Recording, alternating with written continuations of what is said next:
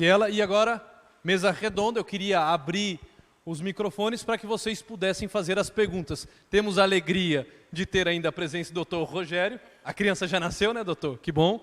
Então ele vai ficar aqui conosco. E continua, doutora Vânia, Rose Lima, para que vocês possam, então, caso queiram, tenham perguntas, dúvidas, assim fazê-las para que haja um esclarecimento aqui. Alguém? Dúvida? Pergunta? Eu levo o microfone.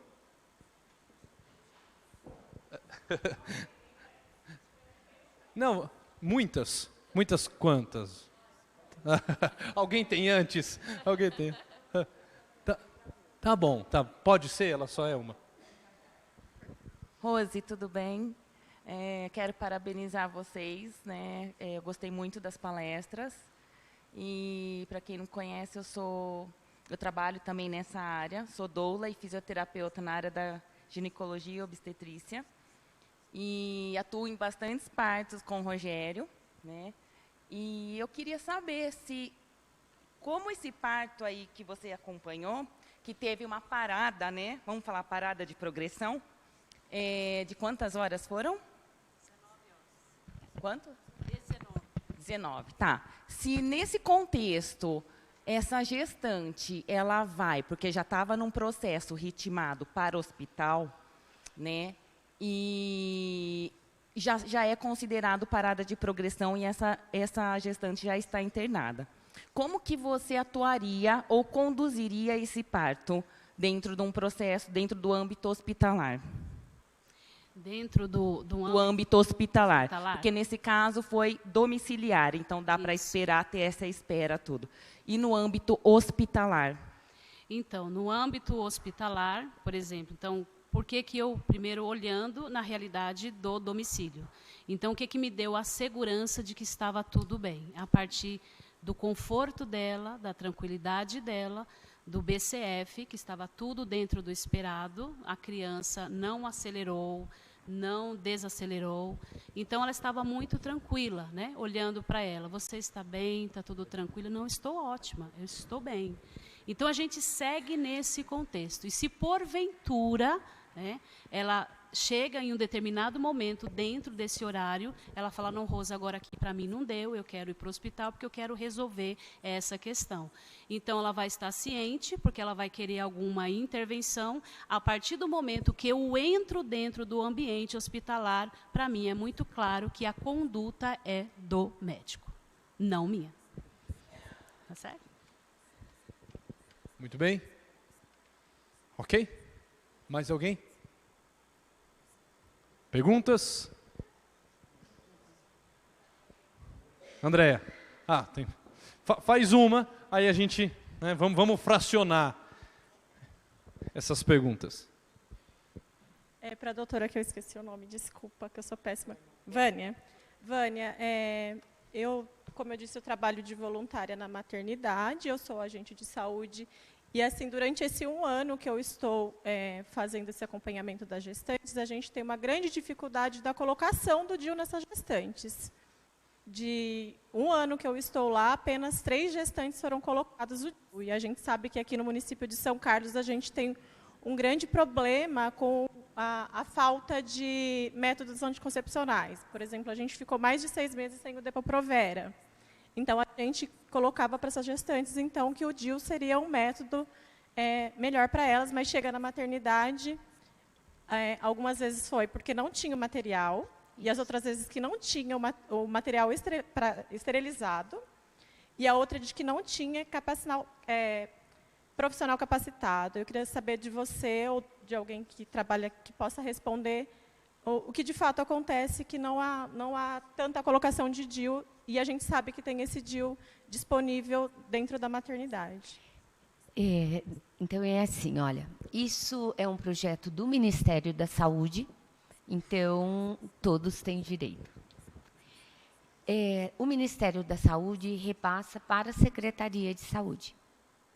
A Secretaria de Saúde repassa para o órgão que vai executar o serviço, que, no caso, é a maternidade. Nós colocamos, os nossos profissionais lá são todos habilitados, Não, nós temos ginecologistas obstetras que atuam, todos eles atuam dentro da maternidade, tem essa especialização, então todos têm condições de estar colocando o DIU.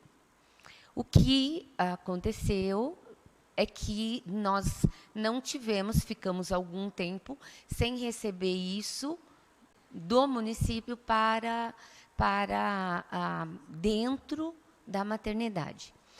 A mulher, no pré-natal, ela pode trazer o DIU. Se ela solicitar durante a sua gestação no postinho de saúde, então isso da secretaria pode ir para as unidades e a mulher pode levar o seu DIU para ser colocado. E nós temos, sim, todos os profissionais qualificados, né? E, neste momento, nós estamos tendo DIU. Eu não sei te dizer qual foi esse período anterior, que eu estou aqui há 10 meses. Mas, nesse momento, nós estamos tendo, e é um direito de 100% das mulheres receberem o DIU, as que quiserem, né? Só uma breve questão, só uma intervenção rápida. Assim, a pergunta é muito oportuna, mas só para a gente ficar dentro da temática própria do simpósio Parto e Nascimento. Eu entendo que a questão do DIU pode também ser, né, uma questão assim, de um pós-parto e também de uma ideia do trabalho feito junto à mulher. Mas assim, a ideia de parto normal, nascimento saudável, se nós pudermos ficar só nisso, para não entrar num âmbito muito político, muito institucional, que aí eu acho que foge um pouco da proposta. Mas foi oportuna, foi válida.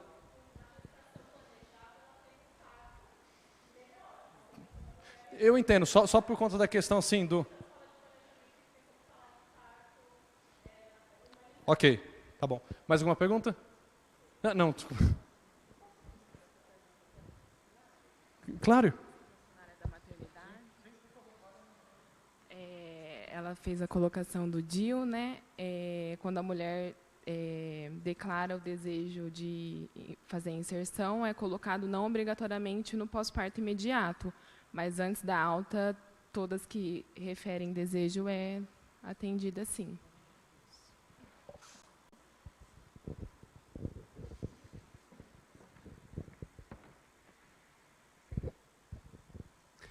Boa noite, meu nome é Gustavo. Primeiramente, gostaria de agradecer a fala de todos vocês. Eu gostaria de centrar minha pergunta, sobretudo em cima da fala da Rose, mas é uma pergunta aberta a todos os membros, né, de autoridade. Na verdade, a respeito do hormônio, né, da ocitocina, existem maneiras de se medir diretamente esses níveis de hormônio no momento ali do trabalho de parto, né? Ou também existiriam aí formas de acompanhar ao longo da gravidez, né? Ter alguns indicativos de que no momento do trabalho de parto a mulher teria níveis adequados desse hormônio ou não, né? Afinal, se tudo gera em torno, né, desse hormônio, seria interessante saber se de fato a mulher tem níveis aceitáveis dessa substância, ou se seria, então, oportuno entrar com um hormônio sintético, como foi dito nas duas primeiras falas.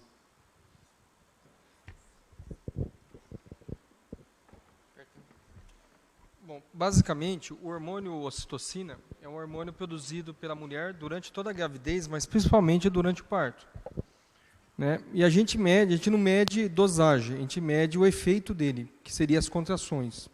Então, uma mulher em trabalho de parto, e esse trabalho de parto está transcorrendo naturalmente, ela vai ter contrações ritmadas, né? Então, pode existir uma situação que as contrações diminuíram, como a Rose deixou bem claro, é uma opção da paciente, é até um descanso para ela esperar essas contrações, mas pode existir uma situação que essa paciente está cansada, e ela está num momento que ela está entre desistir do parto ou continuar com esse parto. Então, existem indicações de você acrescentar artificialmente, na forma de uma medicação sintética, a ocitocina para estimular as contrações.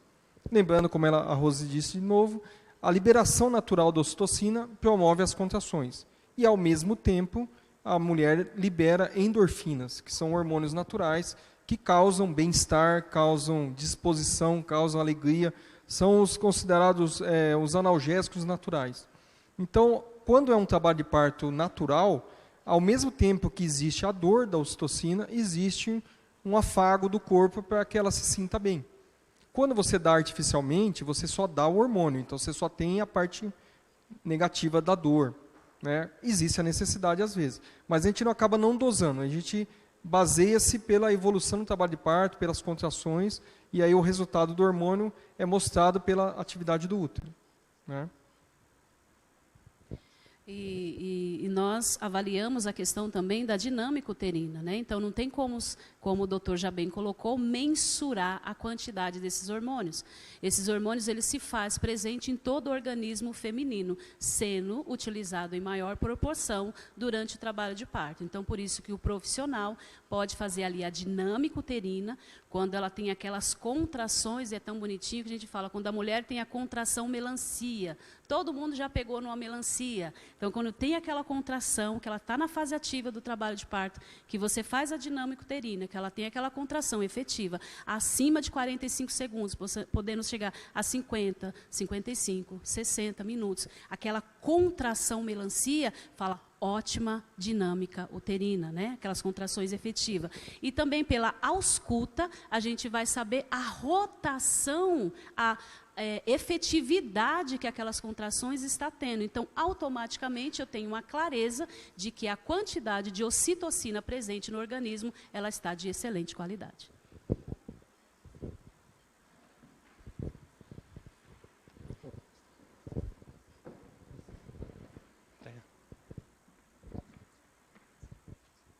Para a Rose também, Rose, já falando dos hormônios que as mulheres produzem e trazendo isso para a nossa realidade do SUS, né?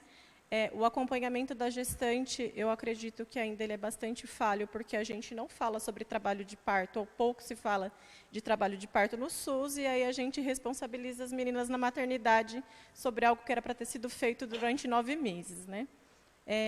Como que a gente pode trabalhar no SUS sobre essas informações para as mulheres, como diminuir o nível de estresse delas, porque a gente trabalha com uma população vulnerável, né, na questão de violência, na questão de desemprego, e tudo isso vai impactar nessa relação dela na hora de receber o bebê. Sim, eu vejo, principalmente na questão das doulas, né, eu também sou doula e amo doular, eu acho que é um serviço muito belíssimo, muito profundo, que você vai estar ali diretamente com os sentimentos daquela mulher e o desejo que ela tem de vivenciar aquilo. Então, é como diz o ditado, que se doula fosse medicamento, seria antiético não prescrever. Então, doula, gente, não é fazendo propaganda, sabe? Não é assim, mas assim, doula é tudo de bom. Então, a doula, com todo carinho, com todo cuidado e com todo conhecimento, ela tende a fazer uma excelente educação perinatal. Então, quando ela faz essa educação perinatal, explicando as fases do trabalho de parto, a mecânica, né, do trabalho de parto, então ela vai ter a clareza que o caminho que ela vai percorrer junto com o seu bebê. Então, tende-se que, a partir de uma boa educação perinatal, tende a ter como produto final um trabalho de parto de excelência e prazeroso para a mãe e bebê. Posso fazer uma colocação aqui? Deve. Eu gostaria de... É que eu não falei. Nós ganhamos do Rotary Internacional 2 aparelhos que nós colocamos sobre as gestantes para ver como está o batimento, que a gente chama isso de cardiotoco, tá? Mas é para ver como que está o batimento do bebê durante as contrações, se a frequência cardíaca está bem. E esses 2 cardiotocos que nós recebemos agora é de última geração. Então, nós ganhamos aparelhos assim que, se a gente fosse comprar, a gente iria demorar muito tempo, porque tem um custo financeiro muito alto. Então, isso faz com que a gente consiga ver e estar conduzindo o parto normal até onde ele pode ir, do começo ao fim seguro, com esses cardiotocos, ou se a gente tem, durante esse trabalho de parto, ter que intervir por uma cesárea quando o bebê, ali afastado, claro, o bebê diminuiu o batimento cardíaco. Aí a gente entra, a parte médica obstétrica, vai ver, oferecer oxigênio, mudar paciente de decúbito, como o doutor falou, né? Oferecer glicose. Se mesmo assim essa criança tiver outro ritmo durante o trabalho de parto, se intervém e aí faz a cesariana. Então, nós temos mais essa segurança, que nós temos a questão de, acho que umas 3 semanas, dentro da maternidade de São Carlos agora. Foram 2 aparelhos que nós ganhamos, de última geração, e que nós vamos dar muito mais segurança para a mãe, para termos um nascimento seguro. Muito bem, 9h em ponto, combinado era que fôssemos até esse horário. Então, mais uma pergunta antes de abrir a palavra para si. Algum vereador, alguma outra autoridade queira fazer algum esclarecimento final, né, ou alguma colocação. Tá?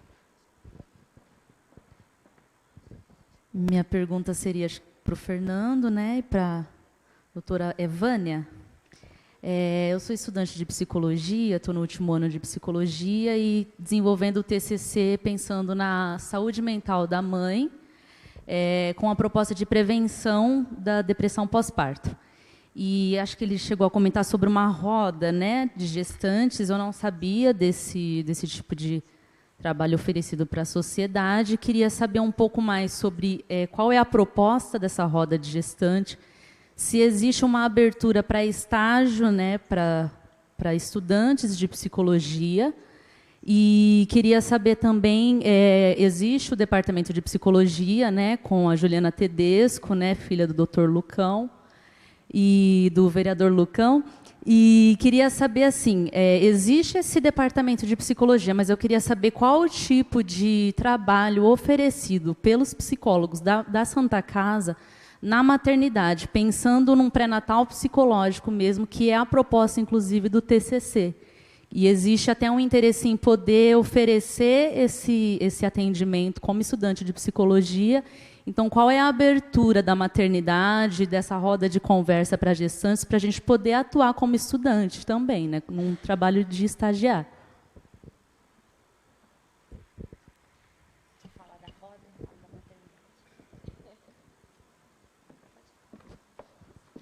Olha, em relação à maternidade, a Santa Casa, a partir desse próximo mês, ela já vai ser reconhecida pelo Ministério da Educação como hospital-escola, tá?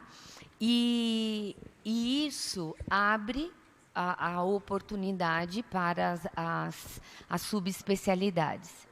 Então, para você poder fazer um trabalho dentro da maternidade, na tua área, então nós temos o departamento de ensino que vai poder estar fazendo todo o cadastro, a parte legal que precisa para estar lá. Como que a psicologia está na maternidade? Veja, a gente tem algumas informações de trabalhos que estão sendo feitos dentro do nosso município com as mulheres, com as vulnerabilidades. Nós estamos tendo jovens muito precoces com uso de droga, mães com muitos filhos que estão sendo dados para adoção. E essas mulheres, quando elas chegam na maternidade, nós acionamos a psicologia. Nós não temos uma psicóloga dentro da maternidade exclusivamente só para isso. Já merecemos? Já merecemos, porque nós temos 39 leitos na maternidade. Então, hoje, nós já mereceríamos ter uma psicóloga lá para todas, não só para as mães em vulnerabilidade. Mas, hoje, como é feito esse diagnóstico? Através do momento que ela chega Então, a enfermagem faz esse levantamento, o médico faz esse levantamento e é acionado. A psicóloga vai para a maternidade, tira toda uma história, faz todo um apoio. Então, tanto a psicóloga como assistentes sociais atuam juntamente com essas mulheres. Então, nós temos isso e nós tivemos isso recentemente, 2 casos muito graves na maternidade, até mesmo sobre ordem judicial, que nós tivemos que usar muito a nossa psicologia dentro da maternidade.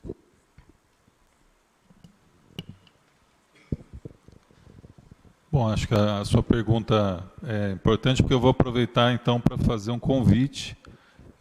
Existe um coletivo que é composto por representantes de várias secretarias, da Secretaria de Saúde, Secretaria de Cidadania e Assistência Social, representantes da Defensoria Pública, do Fórum, que vem discutindo esse tema da maternidade, de ações de prevenção. Ele se reúne toda a primeira quarta-feira do mês na Defensoria Pública, às 8h30 da manhã. Então, toda a primeira quarta-feira do mês, às 8h30 da manhã, na Defensoria Pública. Sobre questão de estágio e ações de prevenção, a Secretaria de Cidadania tem uma ação permanente nos territórios, como eu acabei falando, né, junto aos CRAS, a gente tem uma ação de acompanhamento das famílias. É claro que esse trabalho mais direto de saúde, né, é feito pelas USFs, e, na verdade, assim, acho que tem tanto um espaço de aproximação com o campo das USFs, UBSs, como também com os CRAS. Então, nesse mês de maio, foram feitas várias rodas de conversa, trabalhando esse tema da maternidade, trabalhando o tema da prevenção. Se você tiver interesse, depois do final, eu posso pegar o seu contato e te passo as informações. Muito bem. Acho justo, antes de encerrarmos, pegar pelo menos uma pergunta que veio de pessoas que estão assistindo o simpósio online. Então, chegaram algumas perguntas, acho que poderia responder pelo menos uma para aqueles que estão aí até 9h da noite também nos acompanhando online. E aí, eu deixo aberto para quem queira responder, acredito que se dirija mais ao Dr. Rogério, mas, enfim. É da Valéria Augusto. A Valéria Augusto pergunta assim: quando existe a presença de mecônio, é recomendado realizar cesárea ao invés de parto natural? O mecônio, o que seria o mecônio? Seria quando a gente tem uma eliminação de fezes pelo bebê. Então, o líquido amniótico ele é transparente, mais esbranquiçado, tipo uma água de coco. Quando existe um risco, o nenê está em sofrimento, ele pode eliminar mecônio, que seria as fezes, e deixa esse líquido de uma cor esverdeada. O mecônio ele é um indicativo importante e um alerta sobre a condição do bebê. Não necessariamente, todas as vezes que tem mecônio, é necessário fazer uma cesárea.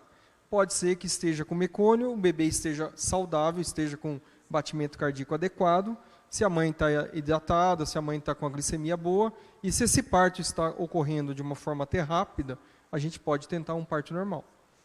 Mas quando o bebê, além do mecônio, que é um sinal de alerta, existe algum outro dado que diga para a gente que a condição de segurança está sendo perdida, a cesárea é sempre indicada.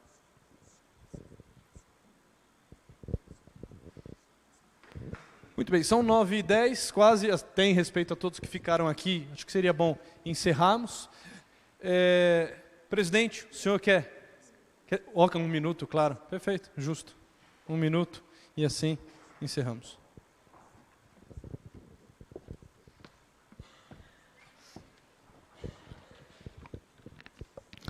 Muito boa noite, senhoras e senhores.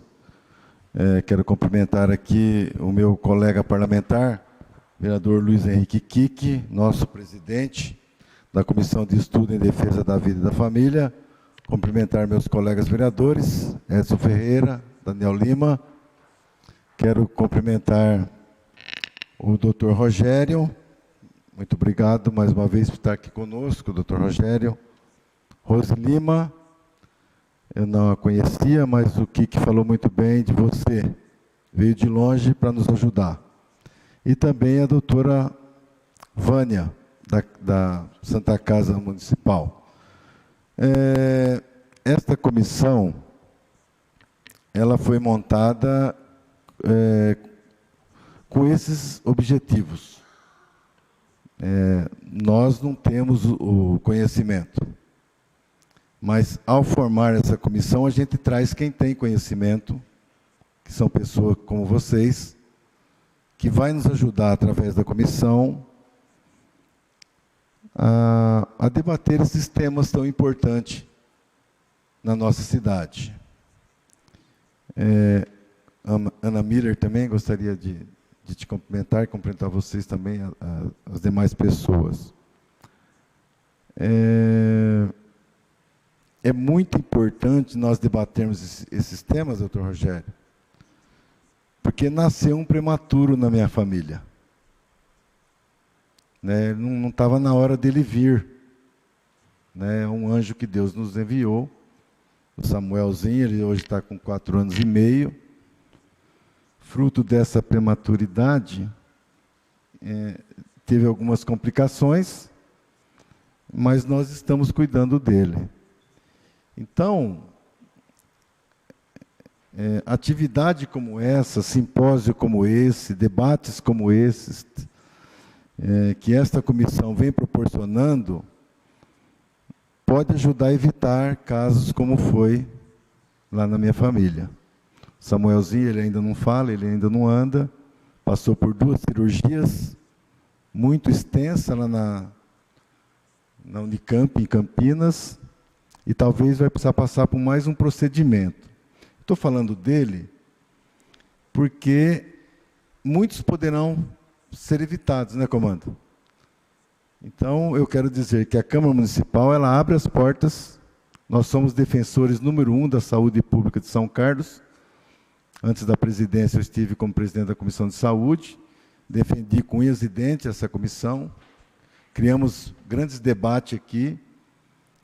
Nós temos o vereador Edson, que não é da comissão, mas também é um outro grande defensor, diuturnamente se preocupa com essa causa, mas a Câmara ela abre as portas, escancara as portas para nós debatermos, principalmente esse tema relacionado à saúde pública. Então, leva a nossa gratidão ao provedor por permitir que a senhora estivesse aqui conosco, igualmente doutor Rogério, grande médico, a gente conhece a minha filha que trabalha lá, Juliana, e essa pessoa magnífica que veio de São Paulo, a enfermeira, também para auxiliar o nosso trabalho. E leva também a nossa gratidão para a secretária Graziela por ter enviado você para estar conosco aqui, e também agradecer a presença de todos os profissionais da saúde que se encontram aqui nessa noite. Então é isso, meu presidente, agradecer a oportunidade para fazer esse agradecimento a todos que vieram aqui participar conosco de um tema tão importante para o futuro da nossa cidade, que são os nossos pequeninos. Muito obrigado e boa noite.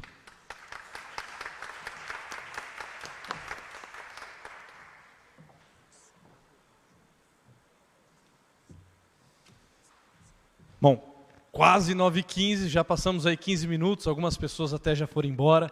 Tínhamos aqui algumas enfermeiras que, pelo visto, vieram direto da maternidade. Que bom tê-las aqui, queria fazer o meu agradecimento, mas já foram. Mas aquelas que ficaram, leve esse agradecimento em nome do simpósio a essas pessoas. Temos aqui também algumas doulas. Quem aqui é doula? Só a título de conhecermos, levante a mão. Muito bom, vamos aí. 3 doulas, muito bem. 4 com a Rose Lima, né? Excelente, que bom, bom tê-las aqui. Eu acho que seria interessante também aproximarmos a comissão das doulas. Um dos projetos de leis que nós fizemos foi para tornar mais acessível a entrada das doulas na maternidade aqui de São Carlos, né, uma lei de âmbito municipal que favorece a parturiente, favorece também o trabalho de vocês. Novamente agradeço aos vereadores, agradeço a todos que se fizeram presente aqui de forma grandiosa, a todos os nossos palestrantes que ficaram até esse horário para responder as dúvidas, para conseguir abrilhantar esse nosso encontro. A ideia é que façamos outros. Esse foi o primeiro simpósio. O ano que vem, nesta mesma semana, teremos novamente, sem dúvida nenhuma, o segundo simpósio sobre parto normal e nascimento saudável. E se tiverem ideias, dúvidas, sugestões, por favor, nos procurem. Estamos à disposição. Novamente, uma alegria tê-los aqui, uma boa noite. E antes de ir embora, não se esqueçam, tem um coffee né, disponível aqui para vocês, um bolinho, um pão, um café, um suco, para que vocês possam, antes de ir para casa também, forrar o estômago. Tá bom? Muito obrigado a todos e uma boa noite.